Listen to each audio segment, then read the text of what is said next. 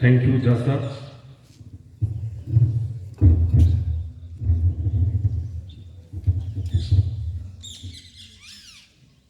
Respected Principal Ma'am, intellectual colleagues, and dear students, good morning. आवाज नहीं आई. Good morning, children. Good morning sir. अभी भी दम वाली बात नहीं है. Good morning, children. Good morning sir. It sounds good. आज अंतर्राष्ट्रीय महिला दिवस है. इस उपलक्ष्य में मैं इस विद्यालय की प्राचार्य, सभी शिक्षिकाओं और बालिकाओं को धन्यवाद देता हूँ, शुभकामनाएं देता हूँ और आपकी शक्ति को नमन करता हूँ.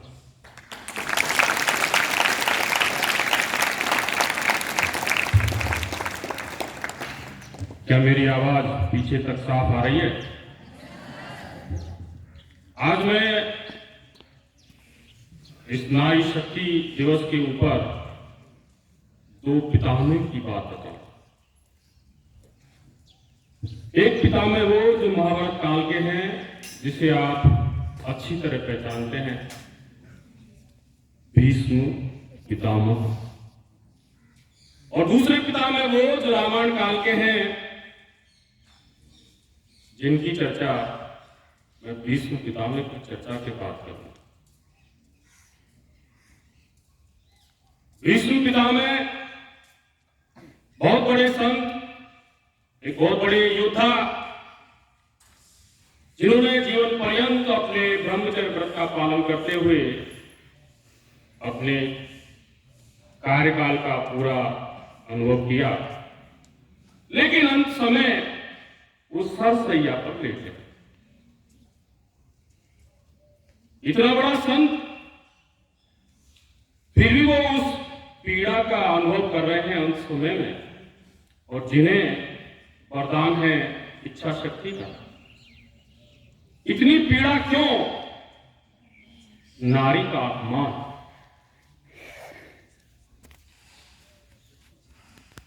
उन्होंने भरी सभा में अपनी पुत्र वधू को नग्न होते हुए देखा. क्या कल्पना कर सकते हैं कि कितना गंदा वो दृश्य रहा होगा, जिसमें पितामह है, मतलब दादा, पिता तुल्य ताऊ वगैरह सब बैठे हैं, बड़े भाई बैठे हैं, और दुर्योधन अपने भाई की पत्नी को नग्न करके जंगा पर बैठने का आदेश देता. सुनने में ही हमें अटपटा लगता है. क्या आप अपने दादा के सामने अपने छोटे भाई की पत्नी को जलील होते देख पाएंगे? शायद नहीं. सुनने में ही आपकी रगों में खून को खो गया होगा, गुस्सा आ रहा होगा. लेकिन उस दृश्य को, जिस बड़ी सबसे बड़ी सीट पर जो पितामह बैठे हैं, उन्होंने उस दृश्य को देखा. ये तो भगवान कृष्ण को जब द्रौपदी ने अनुसरण का स्मरण किया तो उन्होंने उनकी लात दी. और यही कारण था कि वो अंत समय भी सरसैया पर लेटे रहे. खून की धारा बहती रही. अब हम दूसरे पितामह की बात करते हैं, जो रामायण काल के हैं. उन्हें आप जानते तो हैं पर पहचानते नहीं. मैं आपको उनकी पहचान बताता हूं. ये पितामह हैं जटायु. जब सीता का हरण रावण करके लेके जा रहा था, तब जटायु ने देखा कि रावण सीता का हरण करके लेके जा रहा है. तो जटायु ने पहचाना. गिद्ध की आंखें बहुत तेज होती है, दूर तक पहचानती है. उसने देखा कि अरे, ये सीता मेरे मित्र दशरथ की पुत्र वधू है, इसे रावण लेके जा. उसने तत्काल उस पर प्रहार करना शुरू किया, चोंच से वार किया, पंखों से प्रहार किया, लेकिन एक पक्षी कब तक उससे लड़ पाता। दुष्ट रावण ने उसके पंख काट दिए और जटायु आकाश से गिरता हुआ जमीन पर आकर गिरा। खून बहने लगा, दर्द से कहा रहा था, लेकिन उसने अपनी सांस नहीं छोड़ी। क्यों नहीं छोड़ी? क्योंकि वह सूचना देना चाहता था प्रोग्राम को कि आपकी पत्नी को दुष्ट रावण चुरा करके लेके गया है। जब राम भगवान उधर से गुजरे सीता की तलाश में, तब जटायु को देखा, वो पीड़ा से करा रहे हैं, खून की धारा बह रही है। तब राम ने जटायु से पूछा कि आपकी ऐसी दुर्दशा किसने की है? तो जटायु ने बताया कि ये दुर्दशा रावण ने की है, मैं माफी चाहता हूं कि मैं सीता को नहीं छुड़ा पाया। प्रभु राम ने गिद्ध को अपनी गोदी में उठाया, प्यार से उसके घावों पर हाथ फेरा। जैसे ही घावों पर हाथ फेरा, उसके सारे दुख का निवारण हो गया।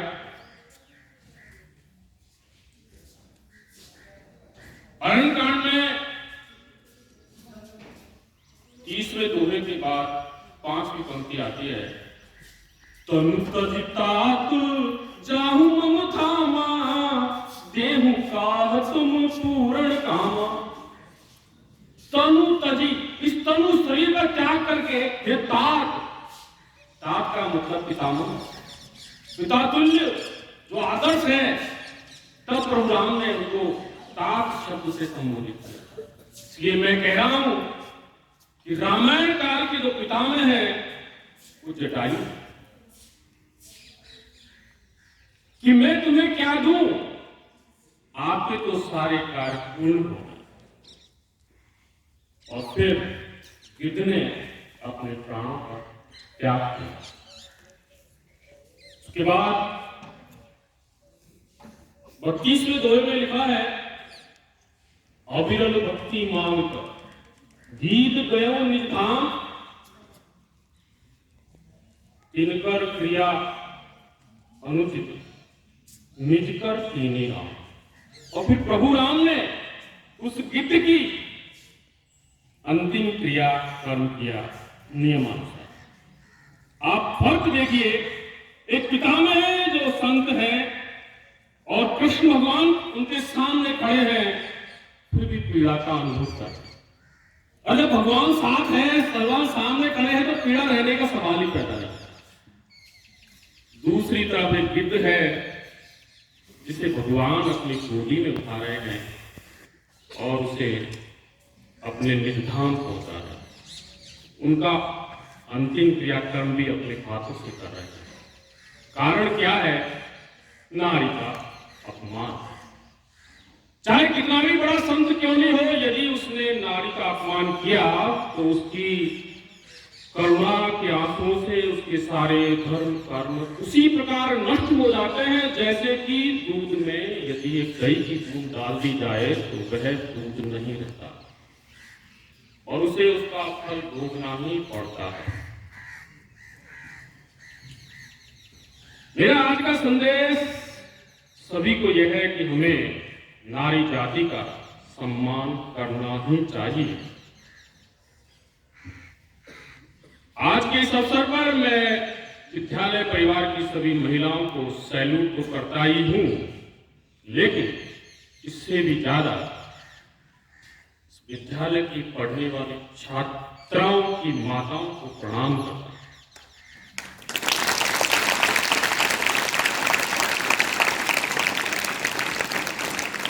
ये माता पूजनीय क्यों है?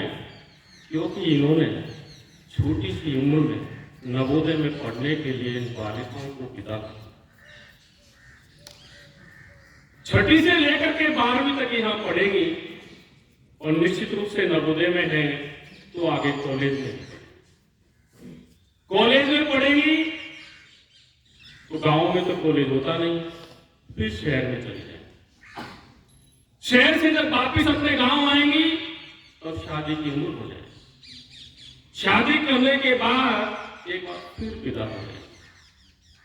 मां को तो अपनी बेटियों के साथ रहने का मौका ही नहीं मिला, लेकिन फिर भी उन्होंने अपने हृदय पर पत्थर रख करके इन बालिकाओं को एक सशक्त महिला बनाने के लिए एक कठोर कदम उठाया।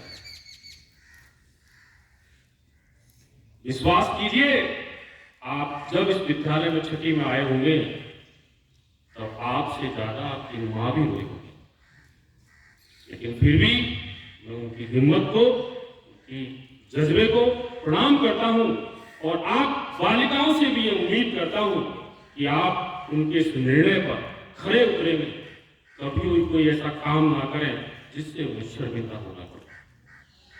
बहुत बहुत धन्यवाद।